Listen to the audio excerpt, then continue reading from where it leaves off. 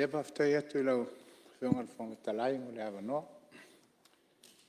Ana tu foi o le a sol whau mo le whau. Ono se uso a whaipule foi ia po le sanganga wha. Ia o le usonga lava ma sanganga tasi. Ia wa foi pai a ingai tolu mo le wa tua mo le ma au tala. Ia e wapena foi le nei tu malo a pena foi ono o turai mai ai. Ia. Ane fese tala la whiunga whetalai. Ia mo le tunanga whaftai. Ia mo le awanoa wha aura foi. Ia e whai e foi se sao le. Nei foi usunga whono wa foi le tala whao popo. Tau o tupe ia e wha umai ngā luenga. Mai tau o foi le tala whao popo. Ia e leo se tupe tele o lo whapena o na tala noina. Ia ai o se awanoa foi e whapena ai o na momoli atu na I mana onga foi o le nei tu malo. Ia ai momola mo na whatala whatu. Na tu foi o leo o umo na pailango pa ia sa ma whainga o le mauta nei. To foi o whapena o na mawai atu le tai au. Ia whapena foi le aswana nafi. I pa ia sa ma whainga o le mauta I o na tūlanga whalupele. Ia lau whiunga le tamaitai. Pa le mia ma lau ka peneta. Ia le nā tala na atoa le whio foi o.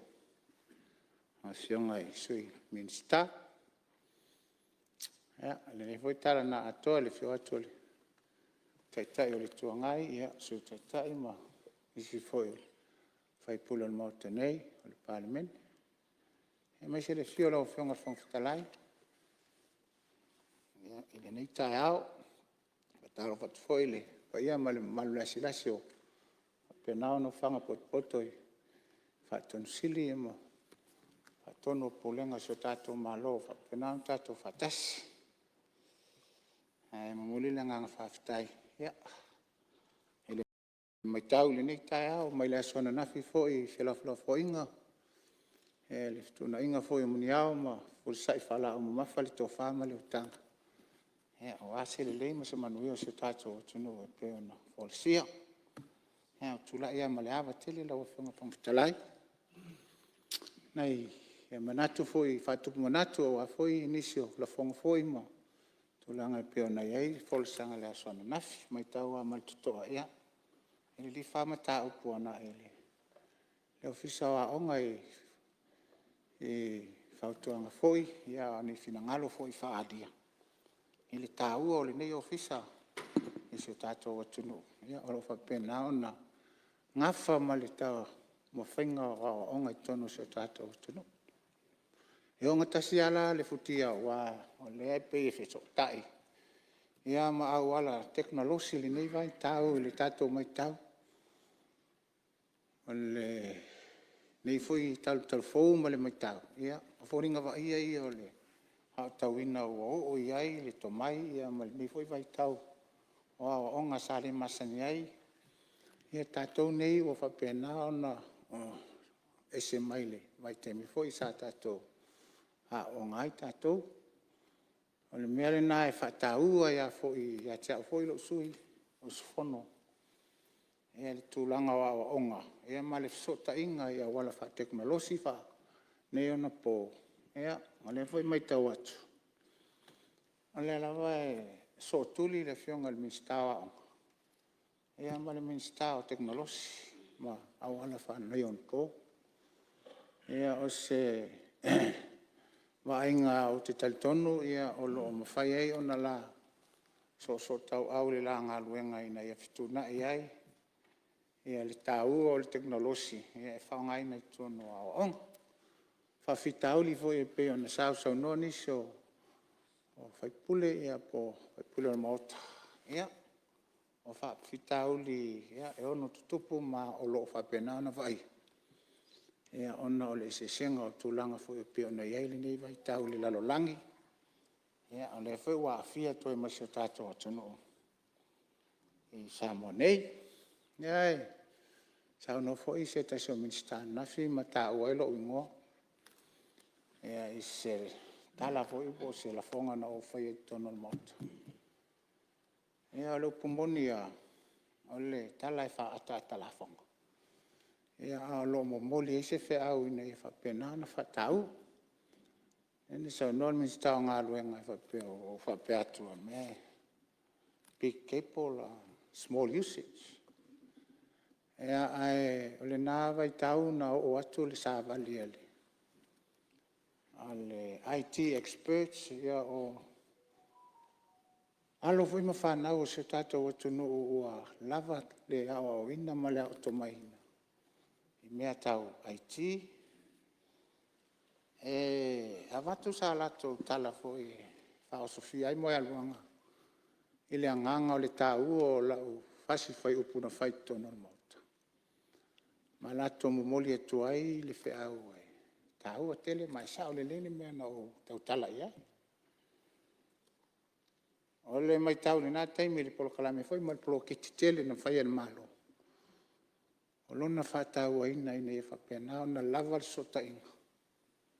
Ai mai se lava o onga le whatau. Ia o e le awa unanga. I tua i mea o lo whapena o na tau ina i alo mwhanau. Na foi la e toe vato e foi tua lalo e. Awa foi ni te tena i le afionga le li minstau. So ta inga ma awa le tele wawafi. Nanga leo te mai tau lava ia e pe e fōringa mai. E a fia loa lona tanga lona ona. Tula i loa le ma tau mawhai e se auala. Tali mai ai pe e fōringa a. Ia ai o lo whapena ona tau mawhai atu ina ia. Mawal nau ta inga.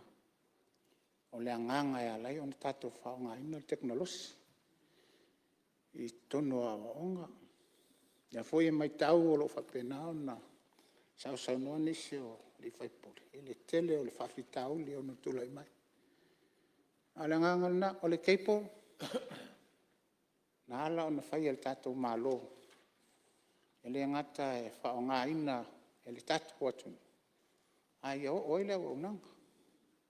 E ala e whai le o experts o ITs. Le i taitai ona uma. Ona tato whaonga ina laina o lo tutono o le keipo. Mea lea lau a whionga al minsta. Ea, ona tutua lalo atu. Sile e lau a whionga. O lo nau ta inga fo le teimi sa mato tula i mai. Ea, ia freely. Le internet te whaonga e a onga. Tato university. E taiane, ia ua le taula ua whamoimoe. Lea i tu ui o lea. Na watu whawhautuanga e lau a whionga al minsta. Toi sila i fwei e le i taitai na uma tato whaongaina. E le anga o le tato keipo le peo na whatatia mai lalo. E le titai o le sami. Ia o ale whaongaina. Te tau ia tono o tato au. Masalo ana ua o iai sau suesuenga i le tūlanga. Ia mawhai eise fuafuanga o te tali tono. O le afo ia mai whawhitau li ia e whapena o na tala noa atuai ma watoi whautuanga foi. Fionga i whaipuli. Ia ile angai lumole tato wa on le sanganga le angala le o te autu Ia, malie le. ai to sila ye Mau whionga sui mamalu. Ia, no lewa. na ye whaonga ma le anganga tata na lai ona whaia tato malo le keipo Ua, kia tulai mai le whionga le mista so ta inga. Ia langa leo ta ua mtanga lea. Li tulai mai le whionga mista. Aftai, lau whionga so talai mu le avano. Ia, te iwisi anganga. Ala vela vele, saunanga. Ale sui mamalu. Whionga lo au. Ia, le fwoi sa vea minsta ka penete tar wai. Ia, ile wai taua o tau fau me ia moni leile saunanga. Pawana si mela i titi nufu umoa vanua mfa manino. Ia, sa unofo ia ili tele o sui. Ia, atonu a manino ala matanga. Ia, atonu le a tau mwhaifoi tala nisa vaenga. Sa ole leile saunanga. Tulanga o le tātou keipo. Le lava tau ana pale maile. Whenga malo. Ia sa fofola tu lava le tūlanga. Whenga whaavai a lolo mamao. Ale nei fo i tua le malu. Tua le mauta. Ia tonu le o maua le ele. Ele whionga i sui mamalu. Tūlanga sa tala tuai. O le tūlanga sa iai. O le whenga whaavai na iai. Ia na au maile keipo. Ia ona ave le tu le private sector. Pia fa penale le operating at that gateway. Ia una le matala lo le ava no. O le lau tele, o le atunu, le lai sau no iai i le tulanga le na. O le tele le kipu. Ia ai le uma ava no uma business langa fo le wa ave le private sector le operate for private sector le gateway. I le ma fai ono tatou ave. Le soi forma le olo tatou business gateway. Ave to private sector. Ta fai ina al malo. E auala to ia na fiso soni tala fea ngai i lea taimi. Business ina ia hola uma. Lea tunu. Yo le nganga lea lana lea e sa no de yo i sisu suenga. I bifa pena. Le fa nga malo fa mali.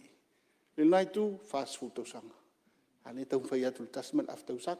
Dan familia tu ai nei dei vai wa fa pe mai le yo ia se ta pena nga le nei tu fa pena. Ma tu te fa olol ma au matar sanga. Mai sa no. Ya fai mali. Langang farot. Malo, sao no lo fiong al minsta. Ya, si tu le mai lo fiong su malu, fa wa sao nang lo menino sao nang al minsta. Ya, fa sta ya tu lo fiong talai. Ya. Menino atu lo fiong al minsta. Ai pe no fa ya tu. Ya tu sir to ai le van. Wala nga ilum. Ona ui ola wa ave to fa business. Ala la va telele. La va no em fa ye pe afa pe. Ya em fa yo ne to fi na ni a wale. Amul muri. Le fa fo ino tato Ya, tipo. si tu le mai lo fiong al minsta, ma dia lo fiong su mal. Isi si meo. Ni me la titia ona le pi le talia. We ave le tu private sector. E tongi le tupe. E ave le tua. A fa nga tongi le tupe. Ala nga tu malo. A fi fa nga ala vai tal se le ni na yo. In ferno fa nga fomo sta sa. Pio le se senga le ave tu private sector. I se tatu to market le titi. Ia mana ia tatu business lo tawa. Pifa penale se senga le ave tu mal tu ton melangang faro. Ya, tu no leo menino le bang lo fiong su malu, fa time fa manat. Ya la wele, minsta male. Saloe. Tangal bengal, fa foi no mola luma. Italia i mala fiong al minsta le tulang. E no fa yat. E lu ala ina le fa ngale. Titi sale si mal vodafone. E a lo tele la vale. Le ava no em fa ye na to sila e lo fiong al minsta. Ina ia fa nga na tele nga wal tato ki. Asa o le tulang ale pe na sa no. Yai. Ole fa fitauli le na o lo fa pena fo na fa mai le matanga so langona. Ni fa pena ona ha nga ya tato wa. Ya ma fo ia fa fitauli o lo ia nei. After ya tuili. Ele fiong al minsta nga luang. Si foi o le mai tauli ni vai tauli tato fa alama tulang fa pena. Ano fa fisili to ai lau fiong. O to e fai ni konekarate foi le faamama auala lau fiong. E wa le wa e polo kala meia e au fa pena na fa ngai na tato milion. A fa pe o le to ai ni konekarate. Ya lan me le fa matu ai tu ai.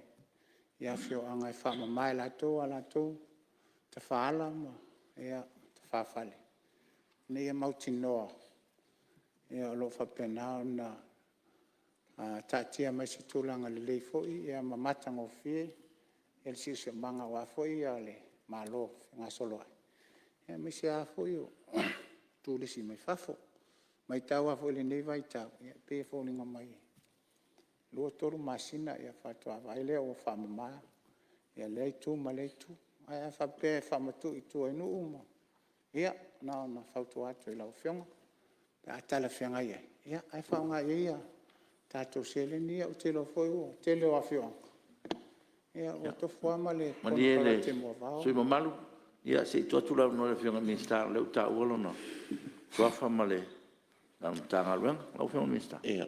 Whaftai tere lawa lau fionga le whawhtalai mo lawa noa. Whaftai fo i lau fionga e fionga le di whaipule. O le ua la ngana ina le mataupu auala moni le saunoanga lau fionga. I le tūlanga o le whaamaina o po o mo ngā vau se tūrou mota ma le whawhonga le tinu. O le foi sa la ua sisinga i le vai ason tenei. Ia mori mawina lava ni se o vaenga po wa akol kai kolu masinga i le i koe moa se vao o ia la vai. E la ua o mawainga le lei ia kon karake sa ku inga koe vai ia vaenga ia. Ia ma o le a o fo e se whaingo se whai unga iai langa o le mea.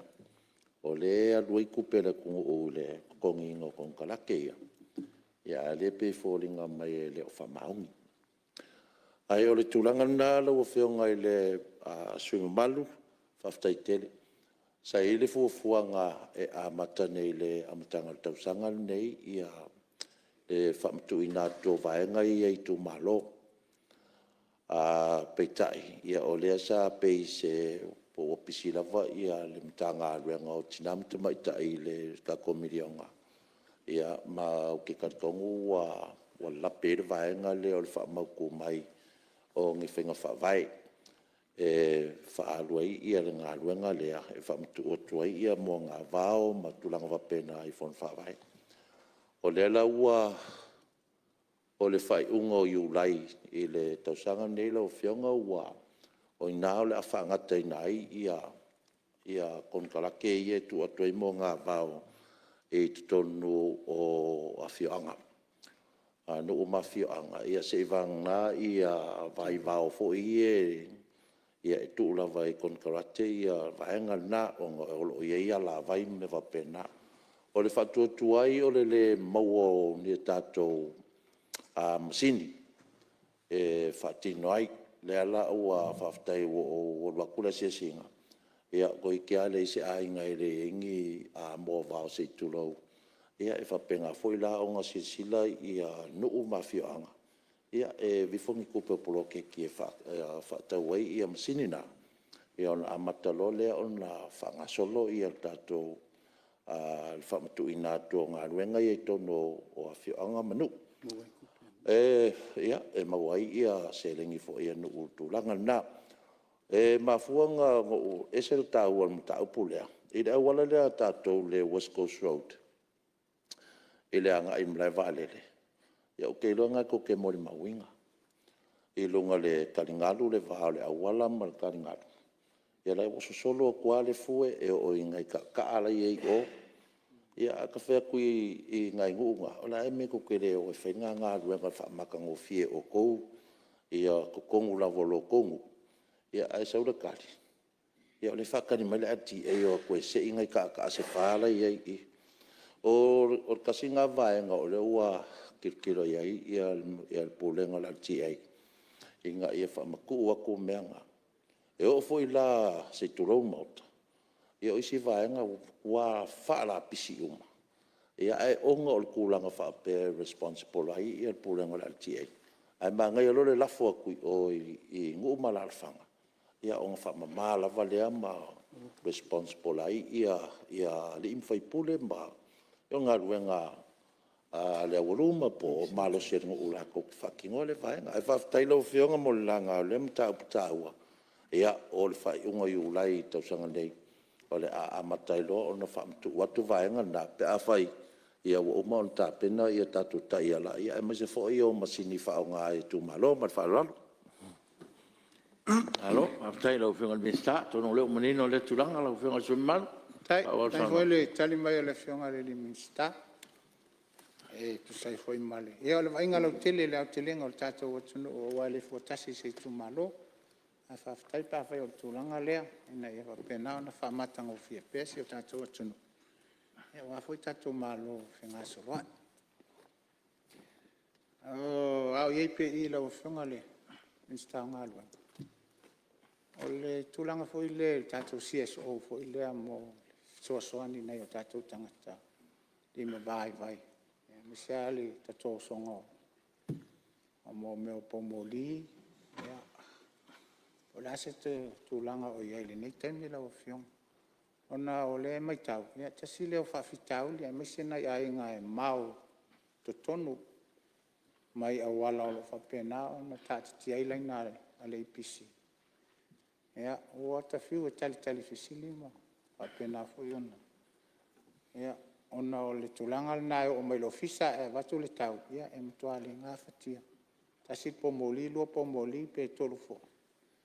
Ia le te loa la il tato polo kalamin na e fisoswani na o tato tangata. Lima vai po la fo se tulanga o fatati ele ni temi la o whionga minista. Ai mana ia ona wha lau i loa la wha lau i tili. Ina ia malama na o tato tangata. I titi ase i loa o lo whapena o na ia. Ne tatou tangata ia awal fatino ina o le foi au nanga lei mal matango fie foi so soni na tatou tangata lima vai o le sia o te sili lo wafionga ia mai tau nei mai tau o talale o tatou wa fa longo ia o fa pea ua whapena na taunga tāle soifuanga, ea. Ele lama la ina ele na tātou fuile atunu o whapena ona aafi ele tūlanga. Te ele o whawhitauli ma le tūlanga foi o ie tama o ainga o le lalolanga. Ea, o le foi la e pe fulinga mai. Ea, o ile hamo ai foi tātou le venga ona o le taunga tā o loa o mai. Ea, ona o le taunga tā o le whiawe inga ai. I waalalo. A lea o te talitonu sa el tato pifala. O le foi o te maua tala o lea lava e maua i a dividends e sa papena na sia hoda sai. O te le lopo o le ase tūlanga o tato malo nei taimi. Po maua se tato tupi.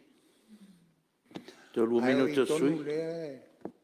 O te talitonu o lo taunga tā ele soifuanga. Ea ona o le pela o inga o loa nei lalo i waalalo ai se i sili foi la o fionga le e o lo fa pena ona fito i tonu male tūlanga i me tauwa po te tau fionga le ia po fai foi se tato fufu ma ia o fionga sui malu se i tuatura no langa le tau le kanga luanga le mi sta nga luanga tele la fionga le o te toi whaftai atu fo i le fionga le sui malu ele la nga fo yo mataupu nei o nga talu ai o pifa la le o lo o i le matou ainga pokpok lo fionga le fonftalai ia o le sa ia fo ia la titilo no le tūlanga fo i le o le tonu o se whainga le sa whai fo tato whainga malo talu ai i le so te inga le o le pifa la Samoa ma le pifa la group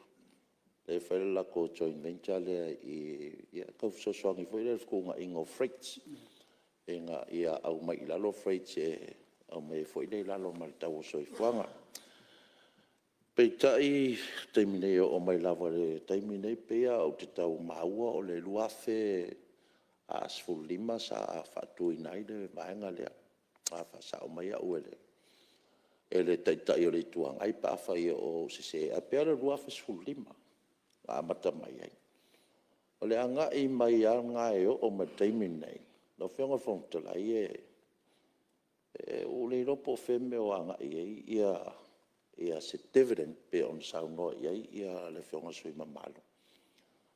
Le foi a kinga o ngā fua ko le o se fulu ma on tupu tausanga le i o mai e kia o se kalor kupe le i o mai e kia ungi accounts ia whamaungia le whionga mista o le MPE. Po ua iei foi se dividend.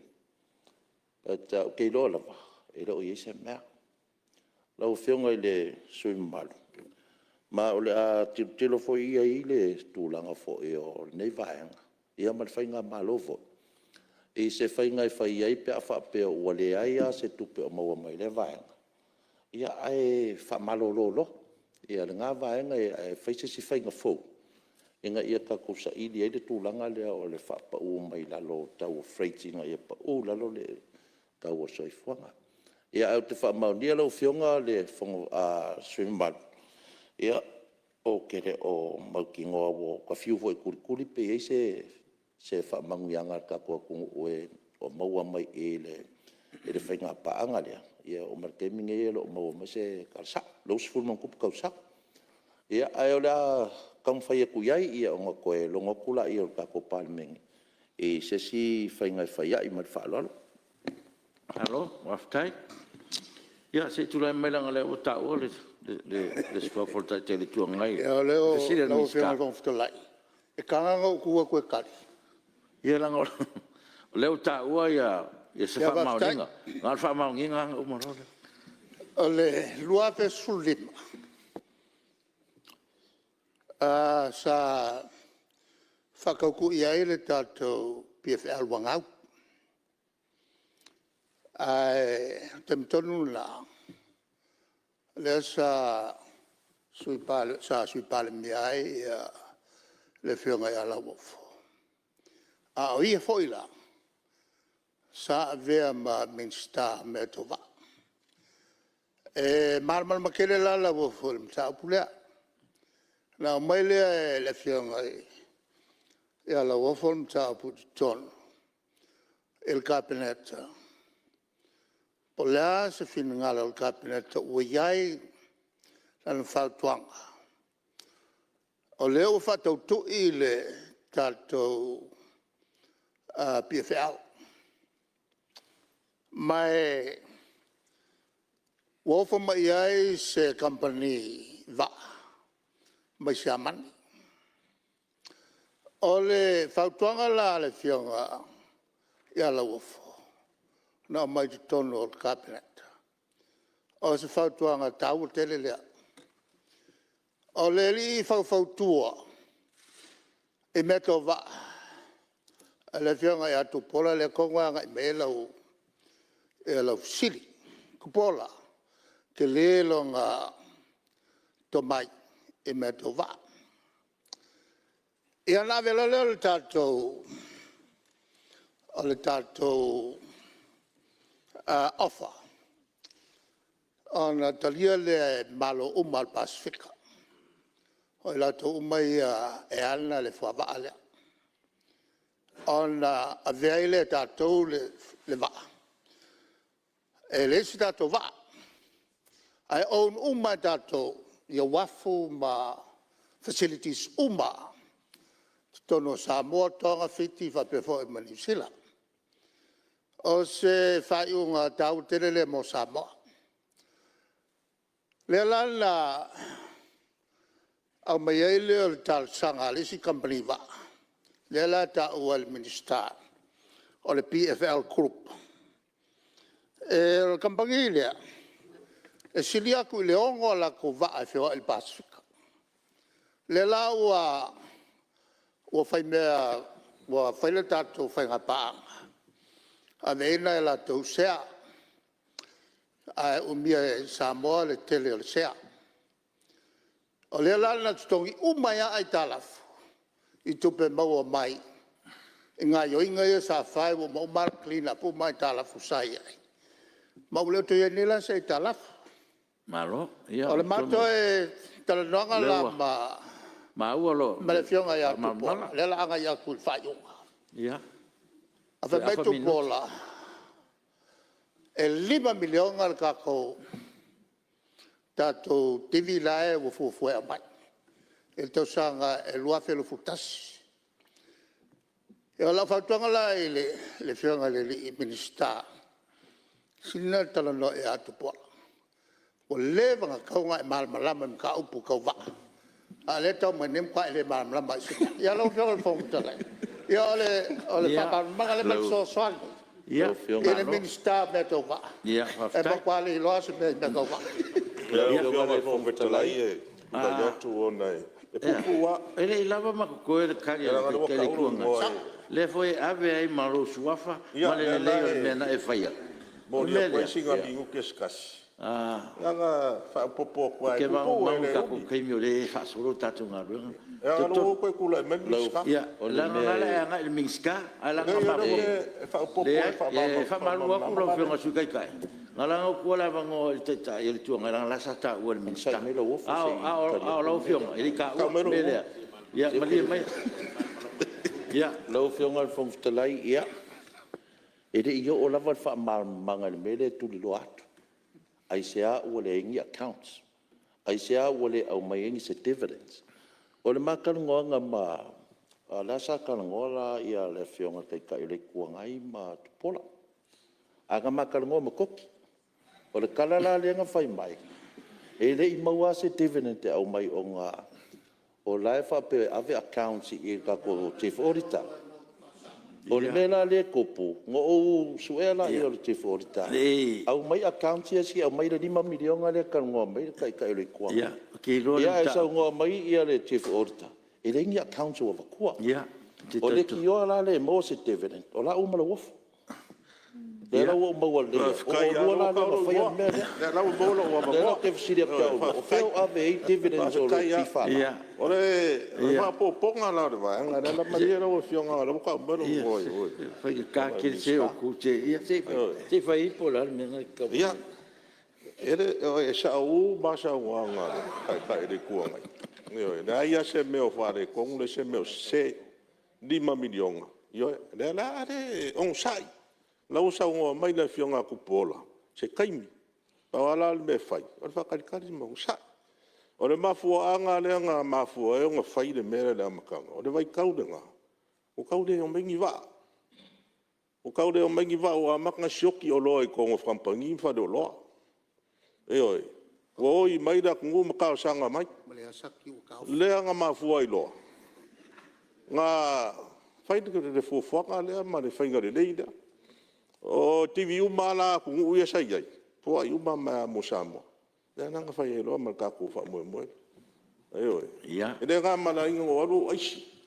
Lo fiuma le mai ya na ku kiwi. Fai ai fa mo le ka fo. Le vai kai bi nga. Ngalo o le. Mo lalo ka o freight.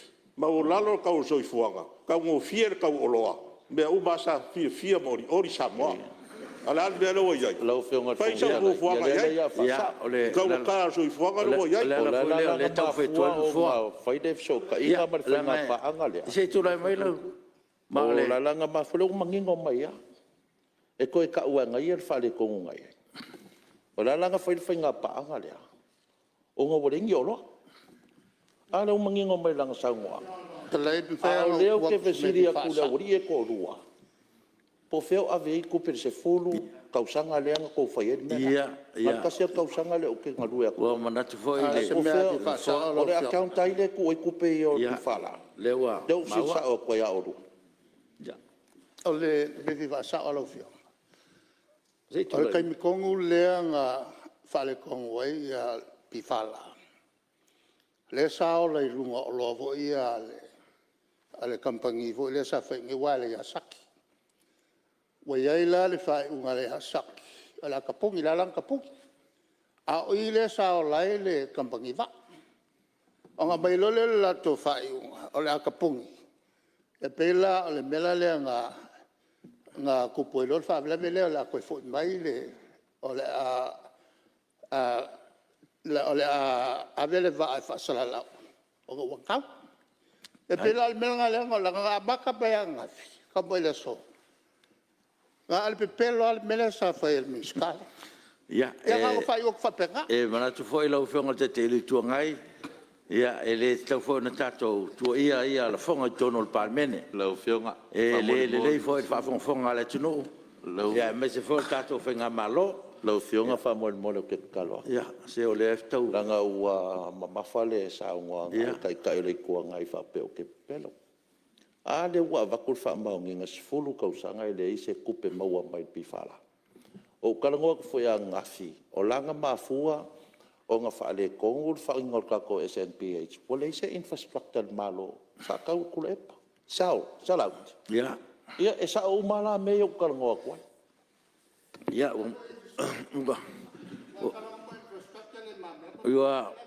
ua manatu lau whionga te le tua ngai ia ua lava ia whaftai ua lava fo i lea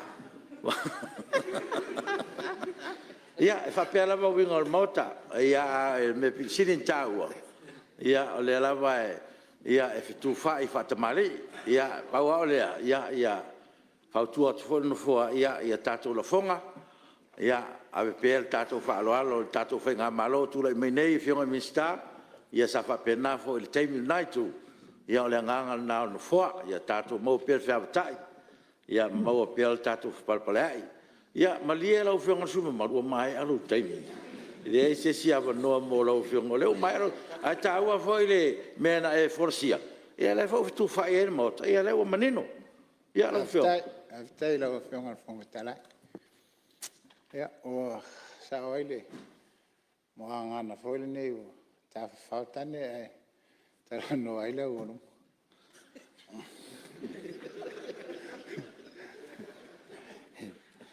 O ona la mataupu ai misaila o rio.